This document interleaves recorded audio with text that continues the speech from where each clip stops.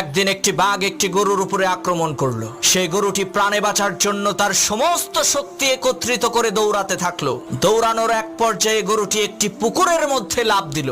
ঘটনাক্রমে সেই পুকুরের মধ্যে কোনো পানি ছিল না, শুধু ছিল কাদা। এদিকে গরুর পেছন পেছন বাঘটিও সেই পুকুরের মধ্যে ঝাঁপ দিল। এতে করে গরু এবং বাঘ দুইজনেই পুকুরের কাদার মধ্যে গলা পর্যন্ত আটকে গেল। তখন বাঘ রাগান্বিত কণ্ঠে গরুকে বলে উঠলো, ওই হারামজাদা, তুই আর লাফ দেওয়ার জায়গা পাইলি না?